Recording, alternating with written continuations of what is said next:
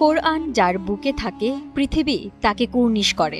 এক অজপাড়া গায়ের মেঠো পথ থেকে শুরু হয়েছিল যে সুরের যাত্রা, তা আজ আছড়ে পড়েছে পবিত্র মক্কার বুক জুড়ে।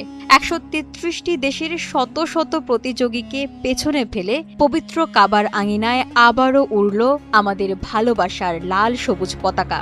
বিসমিল্লাহির রহমানির রহিম। وندعو المتسابق محمد زكريا من جمهورية بنغلاديش الشعبية في الفرع الرابع برواية حفص عن عاصم।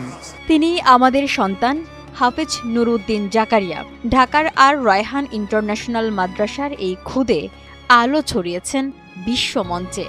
সৌদি আরবের ৪৬তম কিং আব্দুল আজিজ আন্তর্জাতিক কোরআন প্রতিযোগিতায় টানা ১৫ পারা হিফজ, শুদ্ধ সুর আর তাজবিদের নিখুঁত বিচারে তিনি ছিনিয়ে এনেছেন বিশ্বসেরার মুকুট। محمد زكريا من جمهورية بنغلاديش الشعبية بمبلغ 150,000 ريال। বিশ্বের ৩৩৪ জন শ্রেষ্ঠ কারি আর হাফেজদের ভিড়ে যখন বিজয়ী হিসেবে বাংলাদেশের নাম উচ্চারিত হলো, তখন যেন কেঁপে উঠেছিল প্রতিটি বাঙালির হৃদয়ে। কেমন ছিল সেই অনুভূতি? ভিজে ওঠা চোখে জাকারিয়া কেবল এটুকুই বললেন, কোরআনই আমাকে আমার ছোট্ট গ্রামটি থেকে তুলে এনে দাঁড় করিয়ে দিয়েছে এই পবিত্র মক্কায়। কোরআনের প্রেম যে কতটা শক্তি দিতে পারে, জাকারিয়ার এই অর্জন তা আরও একবার মনে করিয়ে দিল।